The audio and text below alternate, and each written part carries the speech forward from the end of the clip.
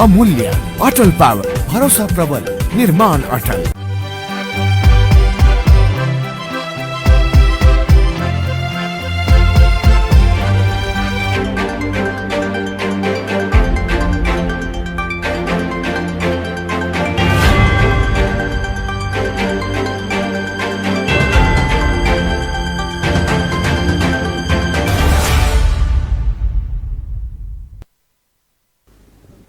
नमस्कार, राज्य खबरमा स्वागत छ। म कल्पना नेउपाने। सुरुमा राज्य खबरका हेडलाइनहरू। अविरल वर्षाले लुम्बिनी प्रदेश सहित देशैभरि मचायो वितण्डा। विपद व्यवस्थापनमा लुम्बिनी प्रदेश सरकारको तयारी फितलो। सामग्री खरिदका लागि टेन्डर आह्वान। प्रधानमन्त्री ओलीद्वारा सरकारको कुप्रचार गर्ने विरुद्ध कडा प्रतिवाद गर्न मन्त्रीलाई निर्देशन। चुनाव हुँदैन भन्नु हचुवा र आधारहीन भएको जिकिर। विपक्षी गठबन्धनले भन्यो प्राकृतिक विपत्तिको सामना गर्ने पूर्व तयारी नगर्नु सरकारको गैर जिम्मेवारी।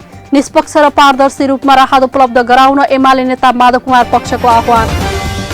विश्वका हवाई प्रणालीलाई विस्थापन गर्ने चिनिया सरकारको लक्ष्य। विश्वका सबै एयरफोर्सलाई परास्त गर्ने प्रणाली विस्तार गरिँदै। र जापानको टोकियोमा हुने पारालिम्पिकमा नेपालबाट एकमात्र खेलाडी सहभागी हुने। पलेसाले पाइन प्रतियोगितामा भाग लिन वाइल्ड कार्ड।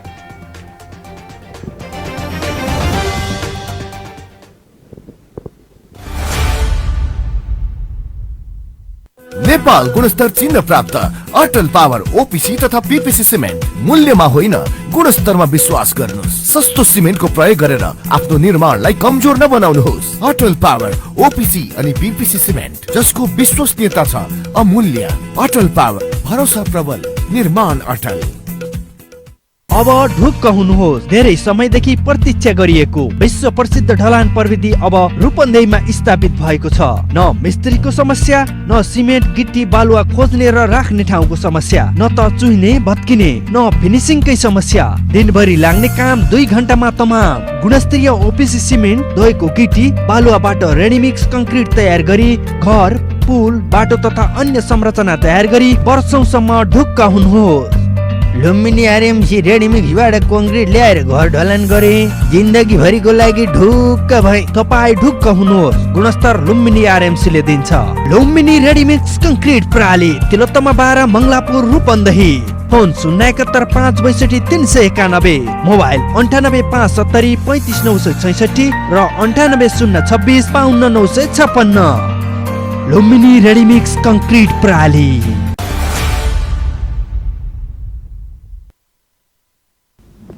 अब खबर विस्तारमा। लगातारको वर्षाले लुम्बिनी प्रदेश सहित देशैभरि वितण्डा मचाउँदा लुम्बिनी प्रदेश सरकारले भने अझै विपद व्यवस्थापनको तयारी गर्न सकेको छैन। प्रदेश सरकार विपद व्यवस्थापनका लागि आवश्यक सामग्री खरिददेखि जोखिम न्यूनीकरणसम्म फितलो देखिएको छ। प्रदेश सरकारले विपदको पूर्व तयारीको रूपमा केही बैठकहरू बस्ने बाहेक थप ठोस निर्णय गर्न सकेको छैन। लगातारको वर्षाका कारण लुम्बिनी प्रदेशका पहाडी क्षेत्रमा पहिरो गएको छ भने तराईका जिल्लामा डुबानमा परेका छन्। मनसुन सुरु भएसँगै आएको वर्षाले पूर्व पश्चिम राजमार्ग, सिद्धार्थ राजमार्ग र जिल्ला सदरमुकाम जोड्ने सडक अवरुद्ध भएका थिए। जेठको अन्तिमतिरबाट सुरु भएको वर्षाले गर्दा लुम्बिनी प्रदेश सहित देशैभरि ठूलो जनधनको क्षति भएको छ। वर्षायाम सुरु हुनु अघि नै तयारी पूरा गर्नुपर्ने सरकारले अझैसम्म विपद व्यवस्थापनमा चाहिने आवश्यक सामग्री जुटाउन सकेको छैन। प्रदेशको आन्तरिक मामिला तथा कानून मन्त्रालयले विपद तथा जोखिम न्यूनीकरण र उद्धारका लागि विभिन्न सामग्रीहरू खरिद गर्न भन्दै टेन्डर आह्वान गरेको छ। लुम्बिनी प्रदेश सरकारले विपद व्यवस्थापनको तयारीको सिलसिलामा विपद प्रतिकार योजना तयार गरेको छ। विपद प्रतिकार योजना अनुसार प्रदेशमा रहेका सबै मन्त्रालयहरूलाई कामको बाँडफाँड गरिएको छ, जिम्मेवारीको बाँडफाँड गरिएको छ। त्यस्तै प्रतिकार योजनामा विभिन्न मन्त्रालय अन्तर्गतका कार्यालयहरू, विभिन्न सङ्घ संस्थाहरू, जिल्ला विपद व्यवस्थापन समिति, स्थानीय विपद व्यवस्थापन समिति सबैको भूमिका त्यसमा स्पष्ट रूपमा उल्लेख गरिएको छ। वर्ष विपद सामग्रीहरू खरिद गरेका थियौँ र यो वर्ष खरिदको प्रक्रियामा छ।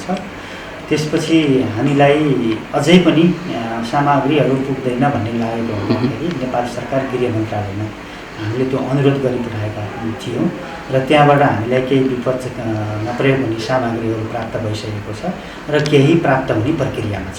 हामीलाई पत्र चाहिँ आइपुगेको छ, सामग्री सायद बाटोमा आउँदैछ।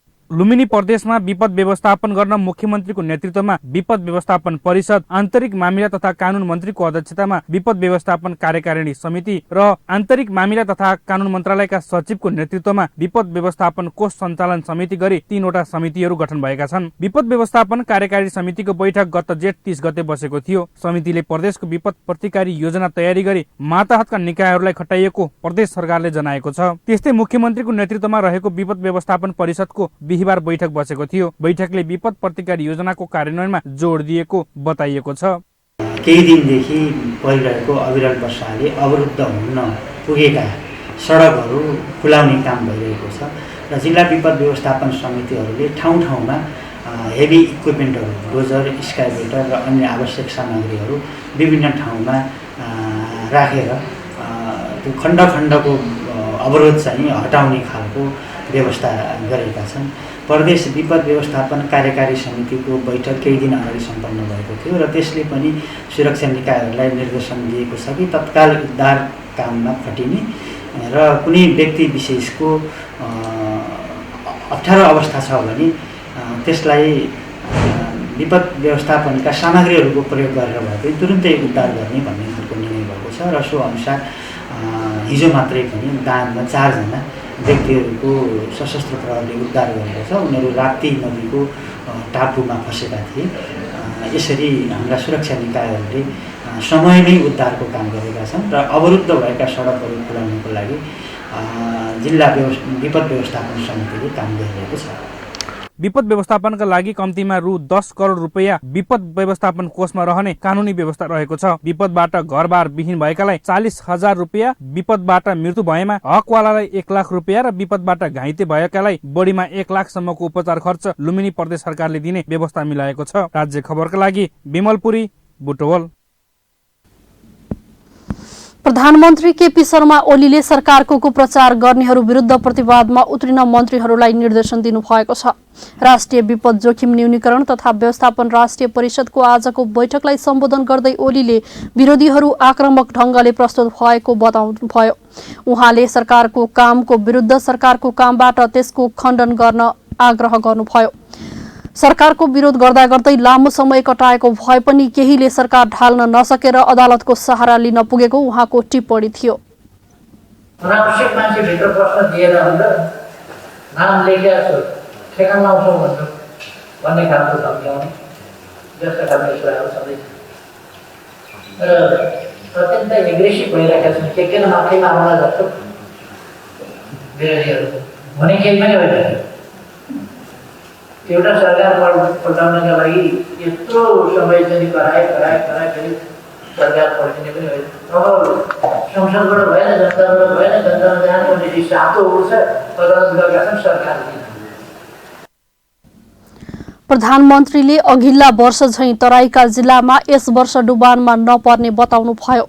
सरकार चुरेको संरक्षणका लागि ठोस योजनाका साथ लागेको बताउँदै प्रधानमन्त्रीले चुरे दोहन नगर्ने दावी गर्नुभयो। यसैबीच प्रधानमन्त्री ओलीले कोरोना संक्रमणकै बीचमा निर्वाचन सम्पन्न गरिने बताउनु भएको छ। प्रतिनिधि सभा विघटन विरुद्धको मुद्दामा सर्वोच्च अदालतलाई लिखित जवाफ पठाउँदै प्रधानमन्त्री ओलीले संक्रमणकै बीच स्वास्थ्य सुरक्षाका मापदण्ड अपनाएर चरणबद्ध रूपमा निर्वाचन गरिने उल्लेख गर्नु भएको हो। संक्रमणकै बेला कांग्रेसको महाधिवेशन हुन सक्ने तर चरणबद्ध रूपमा स्वास्थ्य सुरक्षाका मापदण्ड अपनाएर गर्न सकिने चुनाव हुन सक्दैन भन्ने दावी हचुवा र आधारहीन भएको पनि जिकिर गर्नु भएको छ। अविरल वर्षाका कारण भएको क्षति र भारतीय पक्षले निर्माण गरेका बाँधहरूका कारण हुन सक्ने डुबान क्षेत्रको कपिलवस्तु प्रशासनद्वारा स्थलगत अवलोकन गरेको छ। कपिलवस्तुका प्रमुख जिल्ला अधिकारी सहितको टोलीले भारतीय पक्षले निर्माण गरेका बाँधहरूका कारण हुन सक्ने डुबान क्षेत्रको स्थलगत अवलोकन गरेको छ। प्रमुख जिल्ला अधिकारी चक्रपाणी पाण्डे र प्रहरी उपरीक्षक नवराज अधिकारी सहित सुरक्षा निकायको टोलीले महली सागर बाँध र बजाहा बाँधका कारण हुन सक्ने डुबान बारे बुझ्न ती क्षेत्रमा स्थलगत अवलोकन गरी जानकारी लिएको हो। यशोधरा गाउँपालिकाको वडा नम्बर 6 मा रहेको महली सागर बाँधको डुबान क्षेत्र र मायादेवी गाउँपालिका वडा नम्बर 4 को तुलसी डिहवा गाउँको स्थलगत अवलोकन गरेको हो। नेपाल भारत सीमामा बनाइएको बाँधका कारण हरेक वर्षको वर्षायाममा नेपाली खेतीयोग्य भूभाग डुबानमा पर्ने गरेको छ। समयमै बजहा तालको ढोका नखोलिँदा विगतका वर्षमा मायादेवी गाउँपालिका वडा नम्बर 4 पिपराको तुलसी डिहवा गाउँ नजिकको 200 बिघा धान समेत डुबानमा पर्दै आएको थियो। भारतले बनाएको 27 ढोके बाँधको ढोकाहरू नखोल्दा नेपाली भूभाग डुबानमा परेको स्थानीयको गुनासो छ। जब से ये ठेका भा है वो मछली पालन का, जब से ये जितना परेशानी होता है, फाटक नहीं खुला था, फाटक नहीं खुला था, डुबान होता है, डुबान होता है। तो समस्या हुआ था, पानी नहीं वहाँ खटकावा था। अब मछली पालन करेंगे नाते पानी रोके रहा था, अपन मछली पूरा चरे थे, बाढ़े थे, मोटा थे। तब लास्ट में जब अगहन फागुन आवा था तब अपने इंडिया में खींच लिया था, मार लिया था मछली। कब्बो समय में खुला था, कब्बो ना, ढेर ना ये खुला था। ऐसा इतना पानी में हमरे बैठावा जाता धान वान। पछिल्लो केही दिन यताको अविरल वर्षाका कारण बजहा तालसँगै जोडिएको तुलसी डिहवा गाउँमा डुबानको अवस्था बुझ्न स्थलगत अवलोकन गरिएको कपिलवस्तुका प्रमुख जिल्ला अधिकारी चक्रपाणी पाण्डेले जानकारी दिनुभयो। केही दिनदेखि अविरल वर्षा भइरहेको छ कपिलवस्तुमा नि।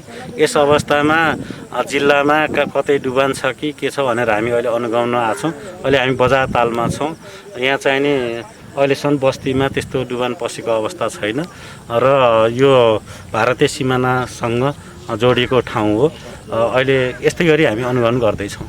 स्थानीयको गुनासोलाई तत्काल सम्बोधन गर्न प्रमुख जिल्ला अधिकारीले मायादेवी गाउँपालिकाका प्रमुख बजरङ्गी कुर्मीसँग फोन सम्पर्क गरी गुनासोबारे जानकारी गराउनुभयो। राज्य खबरका लागि कपिलवस्तुको तौलिहावाबाट केपी चापागाईको रिपोर्ट।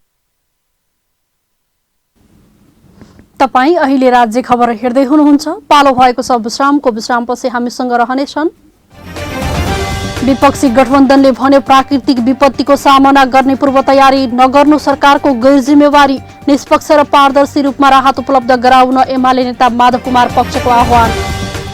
विश्वका हवाई प्रणालीलाई विस्थापन गर्ने चिनिया सरकारको लक्ष्य, विश्वका सबै एयरफोर्सलाई परास्त गर्ने प्रणाली विस्तार गरिँदै। र जापानको टोकियोमा हुने पारालिम्पिकमा नेपालबाट एकमात्र खेलाडी सहभागी हुने, पलेसाले पाइन प्रतियोगितामा भाग लिन वाइल्ड कार्ड।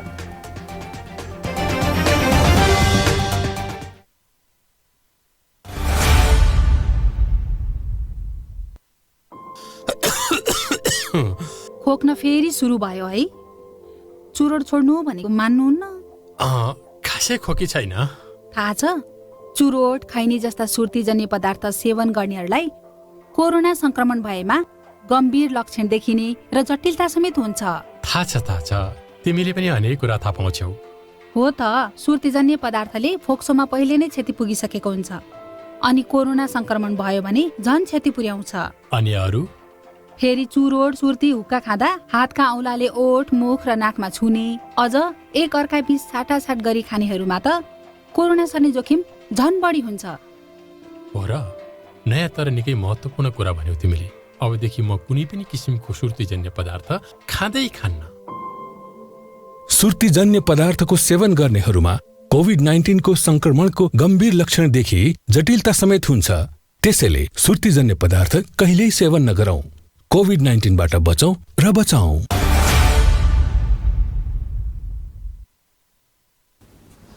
विश्रामपछि पुनः स्वागत छ। अब बाँकी खबर। विपक्षी गठबन्धनले बाढी पहिरो र डुबान पीडित जनताको उद्धार तथा राहतलाई प्रभावकारी बनाउन सरकारसँग माग गरेको छ।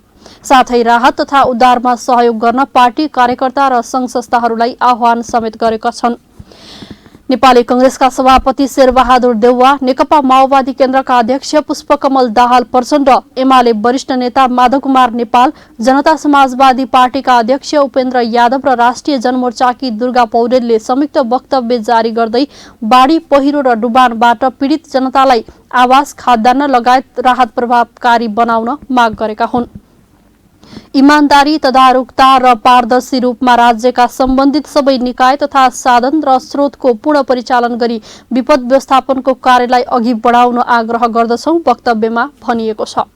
यसैबीच बाढी पहिरो र डुबानबाट पीडित जनतालाई तत्काल उद्धार र राहत उपलब्ध गराउन नेकपा एमालेका नेता माधव कुमार नेपाल पक्षका नेताहरूले माग गरेका छन्। नेपाल पक्षका 14 जना स्थायी कमिटी सदस्यले उद्धार र राहतका कार्यहरू थप प्रभावकारी बनाउन माग गर्दै विज्ञप्ति जारी गरेका छन्। निष्पक्ष र पारदर्शी रूपमा राहत उपलब्ध गराउन पनि सरकारसँग स्थायी कमिटी सदस्यहरूको माग रहेको छ। बाढी पहिरो पीडितलाई सहयोग गर्न सरकारले कुनै पूर्व तयारी नगरेको आरोप उनीहरूले लगाएका छन्।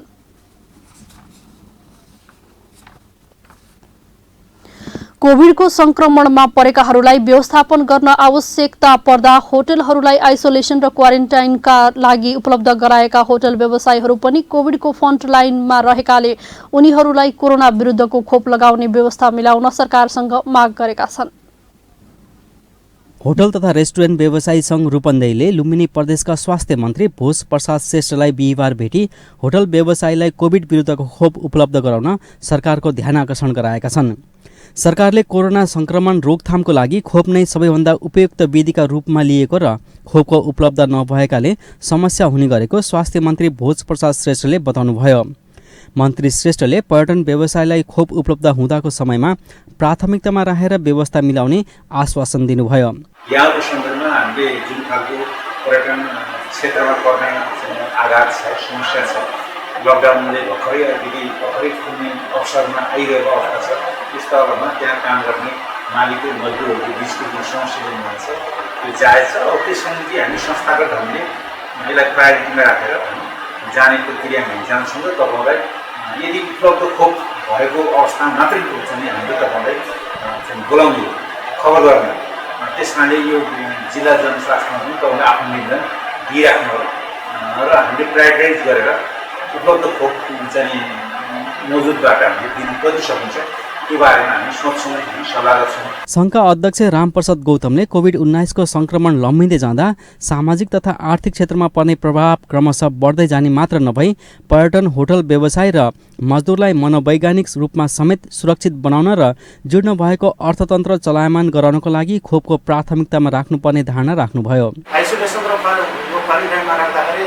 धेरै कोभिडका बिरामीहरूलाई हामीले राखिसकेको अवस्था छ र त्यो दिन भोलि पनि त्यो दिन आउन सक्छ। त्यस कारण हामी सुरक्षित भइयो भने यसलाई अलिकति सहज तरिकाले र अलि हौसलापूर्वक तरिकाले एउटा दिएको भनौँ न हामीले राज्यसँग जुन किसिमको एउटा कन्ट्रिब्युसन गरेका थियौँ त्यो विषयमा त्यसलाई अझै हौसला मिल्ने थियो भन्ने पनि हाम्रो एउटा।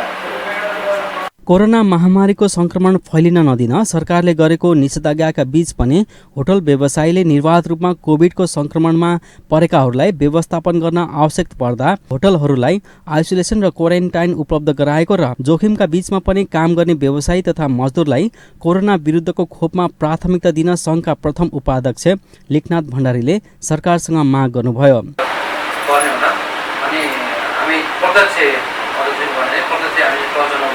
जति हुनुहुन्छ बाहिर बाहिर जिल्ला हामीले चाहिँ यो दुःख पाएको देख्न नसक्ने अनि त्यसमा होटल नराख्दाखेरि उहाँलाई सेवा गरेको रूपमा हामी प्लस वेब चाहिँ काम गर्दाखेरि अब त्यो असुरक्षित भएको हुनाले खोपको चाहिँ अब माग गर्नुपर्छ भन्ने कुरा हामीलाई लाग्यो। सङ्कटको घडीमा महामारी नियन्त्रणका लागि तिनै तहका सरकारलाई होटल व्यवसायले सहयोग गर्दै आएको र आगामी दिनमा पनि सहयोग र सहकार्यका लागि क्रियाशील रहने सङ्घले जनाएको छ। सङ्घले बिहिबार नै जिल्ला जनस्वास्थ्य कार्यालय रूपन्देही र रूपन्देहीका प्रमुख जिल्ला अधिकारीलाई भेटी कोभिड विरुद्धको खोप होटल व्यवसायलाई उपलब्ध गराउन माग गरेको सङ्घका महासचिव माधव कुमार खनालले बताउनुभयो। सङ्घमा 1100 व्यवसायहरूको आबद्धता रहेको छ। राज्य खबरका लागि खबर ब्युरोको रिपोर्ट। जनता समाजवादी पार्टी जसपाले सरकारमा सहभागी भएका 9 जना मन्त्रीलाई पार्टीबाट निष्कासन गर्ने निर्णय गरेको छ। अध्यक्ष उपेन्द्र यादव पक्षीय कार्यकारिणी समितिको बैठकले सरकारमा सहभागी 9 जनालाई निष्कासन गर्ने निर्णय गरेको हो। यसअघि यो समूहले अध्यक्ष महन्त ठाकुर, वरिष्ठ नेता राजेन्द्र महतो, नेताहरू सर्वेन्द्रनाथ शुक्ल र लक्ष्मण लाल कर्णलाई निष्कासन गरेको थियो। त्यसबाहेक सरकारमा सहभागी बाँकी नेतालाई पनि निष्कासनको निर्णय गरेको हो। बैठकले लुम्बिनी प्रदेशका 4 सांसदलाई स्पष्टीकरण सोध्ने निर्णय पनि गरेको छ। मुख्यमन्त्री शंकर पोखरेललाई साथ दिँदै आएका 4 जनालाई स्पष्टीकरण सोध्ने निर्णय गरेको हो। उनीहरूलाई यसअघि पदमुक्त गरिए पनि सर्वोच्च अदालतले पुनर्बहाली गरेको छ।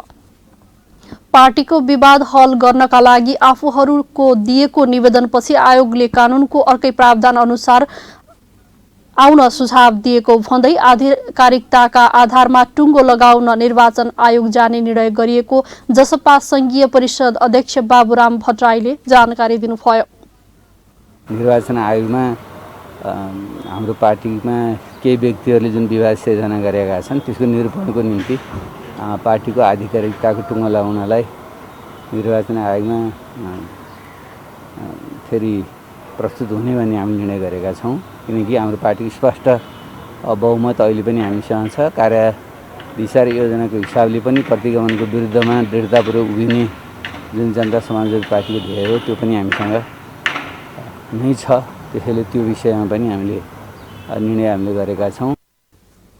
त्यस्तै बाढी पहिरो डुबानबाट प्रभावित जनताका लागि राहत र उद्धारमा खटिन बैठकले पार्टी पंक्तिलाई निर्देशन दिएको छ भने राज्यले बाढी पहिरो डुबानलाई न्यूनीकरण गर्नका लागि दीर्घकालीन योजना बनाउनु पर्नेमा जोड दिएको छ।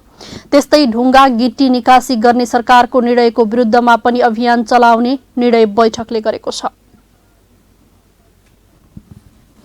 तपाई अहिले राज्य खबर हेर्दै हुनुहुन्छ, एकैछिन विश्राम।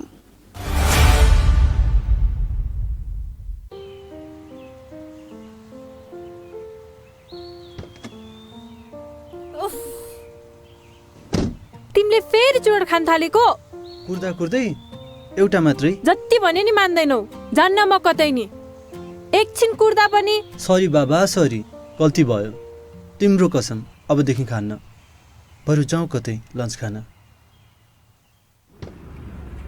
चुरोट, हुक्का, खैनी जस्ता सुर्तीजन्य पदार्थ पूर्ण रूपमा निषेध भएको रेस्टुरेन्टमा मात्रै जान्छु म। मलाई पनि थाहा छ, चुरोट, खैनी जस्तो सुर्तीजन्य पदार्थले मलाई, तिमीलाई र भविष्यमा हामीबाट जन्मने बच्चालाई समेत असर गर्न सक्छ। धूम्रपान तथा सुर्तीजन्य पदार्थको सेवन कहिल्यै नगरौं। आफ्नो स्वास्थ्यप्रति आफै सजग र जिम्मेवार बनौ।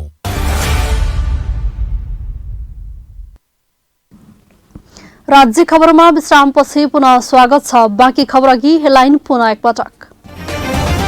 अविरल वर्षाले लुम्बिनी प्रदेश सहित देशैभरि मचायो वितण्डा। विपद व्यवस्थापनमा लुम्बिनी प्रदेश सरकारको तयारी फितलो। सामग्री खरिदका लागि टेन्डर आह्वान। प्रधानमन्त्री ओलीद्वारा सरकारको कुप्रचार गर्ने विरुद्ध कड़ा प्रतिवाद गर्न मन्त्रीलाई निर्देशन। चुनाव हुँदैन भन्नु हसुवा र आधारहीन भएको जिकिर।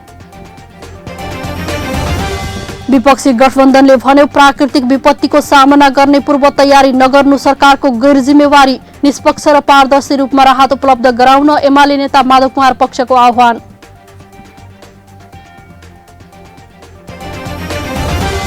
विश्वका हवाई प्रणालीलाई विस्थापन गर्ने चिनिया सरकारको लक्ष्य। विश्वका सबै एयरफोर्सलाई परास्त गर्ने प्रणाली विस्तार गरिँदै।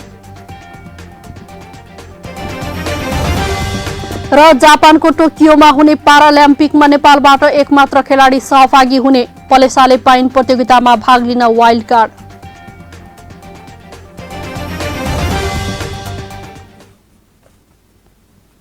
अब बाँकी खबर। मनसुन सुरु भएको वर्षाका कारण कपिलवस्तुको बाणगंगा नदीमा आएको बाढीले बनगाई मनोहरापुर सडक खण्ड अन्तर्गत कुटेनीमा रहेको कजबे भत्काइदिएको छ। बाणगंगा नदीमा रहेको उत्तरतिरको 10 मिटर भाग भत्किएर नदीमा खसेको छ। बाणगंगा नगरपालिका 7 खुटेनीमा रहेको कजबे पुल भत्किँदा कपिलवस्तुको बाणगंगा नगरपालिकाको वडा नम्बर 7 सँग वडा नम्बर 5 र 6 को सम्पर्क विच्छेद भएको छ।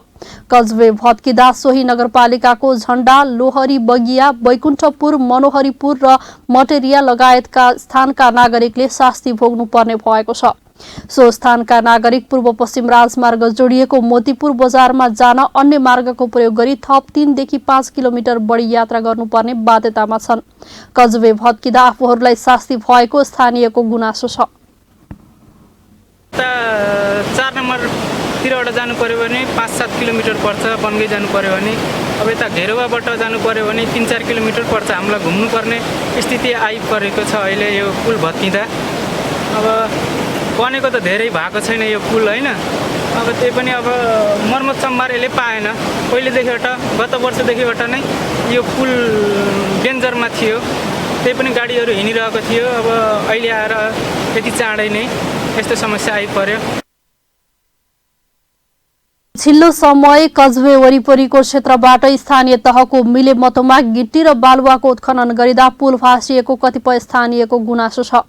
बाणगंगा नगरपालिकाले केही समय अघि मापदण्ड विपरीत लक्ष्मणघाट पुल र बनगाई कोपवा कजवे नजिकैबाट नदीजन्य पदार्थ उत्खनन गर्न अनुमति दिएको थियो। गत वर्ष नै कजवेको साइड र जगभन्जा तलको भागबाट पानी बग्दै आएको भए तापनि सम्बन्धित निकायले आवश्यक मर्मत सम्भारमा ध्यान दिन सकेको थिएन। केन्द्र सरकारको बजेटमा 4 वर्ष अघि नीलगिरी जेवी कन्स्ट्रक्सनले करिब 3 करोड बढीको लागतमा कजवे निर्माण गरेको थियो। यसैबीच प्युठानको झिमरुक नदीमा आएको बाढीले प्युठानको ऐरावती गाउँपालिका 1 माझीदमार र अर्घाखाँचीको शीतगंगा नगरपालिका 7 सिउरे खोला जोड्ने निर्माणाधीन पक्की पुल भत्किएको छ। राज्य खबरको सिलसिलामा अब विदेशको खबर। चीनले विश्वका एयरफोर्स विमानलाई विस्थापन गर्नका लागि आफ्नो एयर डिफेन्स प्रणालीको बिक्री विस्तारमा जोड दिइरहेको छ। चीनिया हवाई डिफेन्स प्रणाली रुसको हवाई रक्षा प्रणाली भन्दा कुनै खास फरक नभएको विज्ञहरूले बताएका छन्। चीनले विकसित गरेको HQ-9S को वास्तविक मोडेल रुसको S-400 तथा S-300 PMU सँग कुनै प्रतिस्पर्धा गर्न नसक्ने भएका कारण रुसले यसमा चिन्ताको विषय नभएको जनाएको छ। चीनको प्राथमिक लामो रेन्ज घरेलु सतहदेखि हवाई आक्रमण गर्ने मिसाइल हो। बाहिरी रूपमा यो S-300 जस्तै देखिन्छ। ठूलो फ्ल्याट अनुहार रडारहरू र ठूलो मिसाइलको प्रयोग गरेर बाहिरी रूपमा ड्रोनहरू सञ्चालन गर्न सकिने काम भइरहेको छ।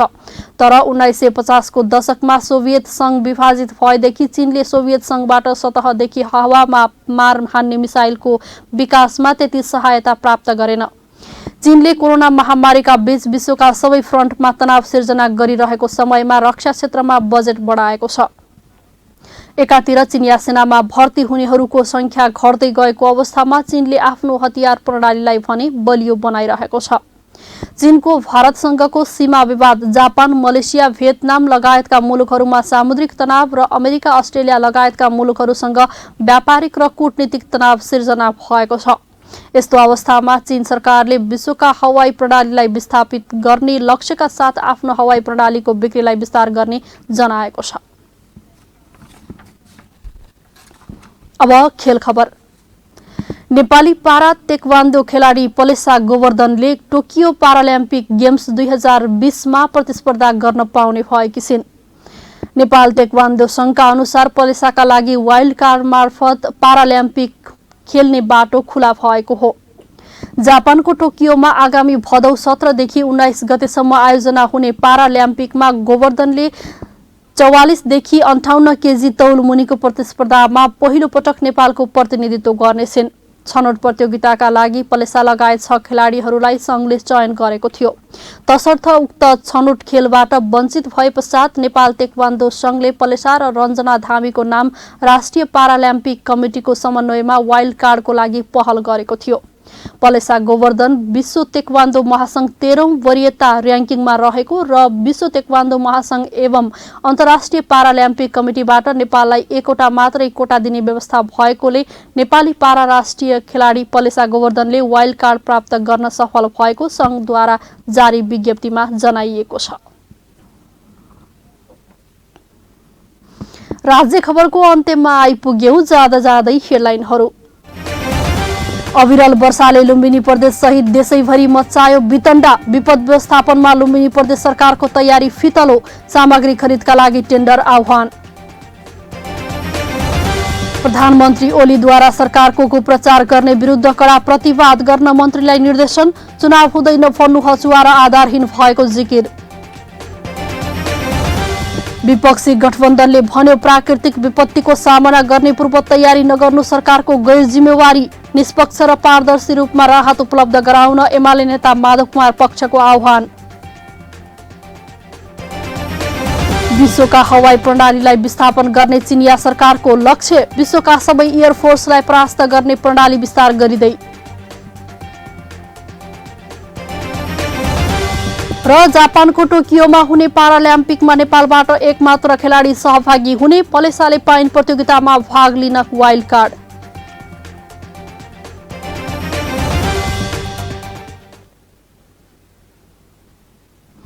हवस् त राज्य खबर अहिलेलाई यही सकिन्छ। अर्को खबर बुलेटिनमा उपस्थित हुनेछौं। सूचना, समाचार र मनोरञ्जनका लागि हेर्दै गर्नुहोला राज्य टेलिभिजन।